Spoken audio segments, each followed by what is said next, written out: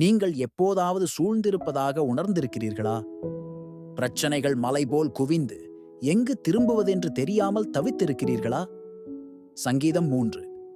தாவீது தன் வாழ்வின் மிக தாழ்ந்த தருணத்தில் எழுதப்பட்டது. தன் சொந்த மகனால் துரோகம் செய்யப்பட்டு, சத்துருக்களால் வேட்டையாடப்பட்டு, நண்பர்களால் கைவிடப்பட்டார். ஆனாலும் அவர் விரக்தியடையாமல் ஒரு ரகசியத்தை கண்டறிந்தார். தேவனே அவருடைய கேடகம். இந்த சத்தியம் இன்று நமக்கு மிகவும் தேவை. இன்றைய தினசரி தியானத்திற்கு உங்களை வரவேற்கிறோம். சங்கீதம் 3 என்பது பைபிளில் ஒரு தலைப்புடன் வரும் முதல் சங்கீதம். அது எழுதப்பட்ட சூழ்நிலையை விவரிக்கிறது. தாவீது தன் குமாரனாகிய அப்சலோமுக்கு விலகி ஓடிப்போகும்போது பாடின சங்கீதம். இந்த சங்கீதம் வெறும் கோட்பாடு அல்ல. இது ஓடிக்கொண்டிருக்கும் ஒரு மனிதனின் உண்மையான தனிப்பட்ட ஜெபம். நாம் இதை ஒன்றாக படித்து நம் போராட்டங்களுக்கு இது எவ்வாறு பேசுகிறது என்பதை கண்டறிவோம். கர்த்தாவே, என் சத்துருக்கள் எவ்வளவாய் பெருகியிருக்கிறார்கள்! எனக்கு விரோதமாய் எழும்புகிறவர்கள் அநேகர். தேவனால் அவனுக்கு இரட்சிப்பு இல்லை என்று என் ஆத்துமாவை குறித்துச் சொல்லுகிறவர்கள் அநேகர். சங்கீதம் 3, 1, 2. தாவீதின் வேதனை உடல் ரீதியான ஆபத்து மட்டுமல்ல, அது உணர்ச்சி ரீதியாகவும் ஆவிக்குரிய ரீதியாகவும் இருந்தது. அவருடைய சொந்த மகன் அப்சலோம் கலகத்தை வழிநடத்தினான். தேவனும் அவனை கைவிட்டு விட்டார் என்று மக்கள் கிசுகிசுத்தனர். சில சமயங்களில் மிக கடினமான போர்கள், நாம் தேவனுடைய உதவிக்கு அப்பாற்பட்டவர்கள் என்று சொல்லும் குரல்களே.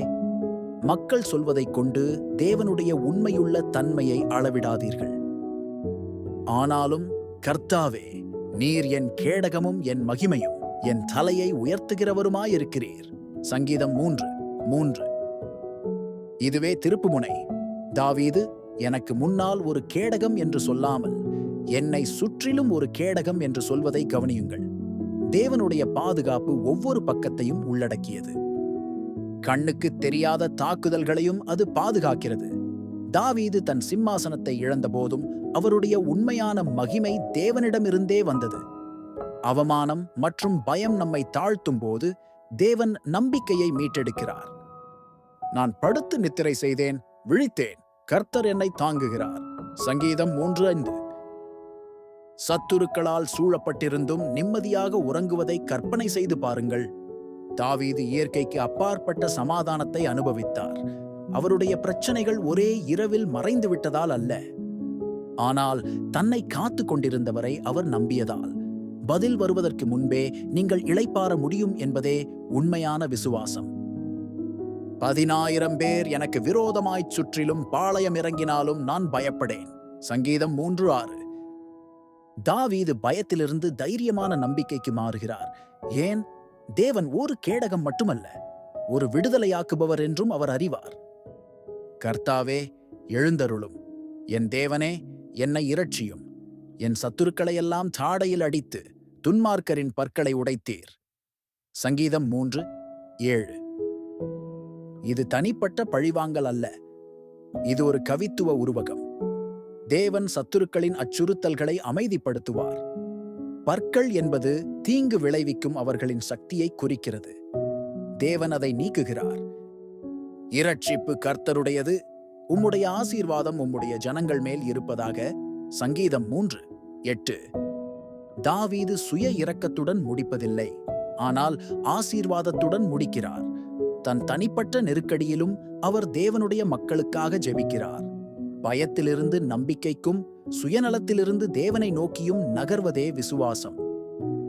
சங்கீதம் 3 நமக்கு கற்பிக்கிறது. ஆரோ சூழப்பட்டிருக்கும் போது தேவன் உங்கள் கேடகம் என்பதை நினைவில் கொள்ளுங்கள். மனம் தளர்ந்திருக்கும் போது தேவன் உங்கள் தலையை உயர்த்தட்டும். அமைதியற்றிருக்கும் போது சமாதானமாக உறங்க அவரை நம்புங்கள். பயப்படும் போது கர்த்தர் என் விடுதலை என்று தைரியமாக அறிவியுங்கள். இன்று நீங்கள் எந்த போர்களை எதிர்கொண்டாலும், துரோகம், பயம் அல்லது பெரும் தடைகள், நீங்கள் தனியாக இல்லை. தாவீதை தாங்கின அதே தேவன் உங்களையும் தாங்குவார். அவரே உங்கள் கேடகம், உங்கள் மகிமை, உங்கள் தலையை உயர்த்துகிறவர். இந்த தியானம் உங்களை ஆசீர்வதித்திருந்தால் இந்த காணொளியை விரும்புங்கள். சங்கீதம் 3 உங்களுக்கு பிடித்த வசனத்தை கருத்துரையில் பகிருங்கள். மனம் தளர்ந்திருக்கும் ஒருவருடன் இதை பகிருங்கள்.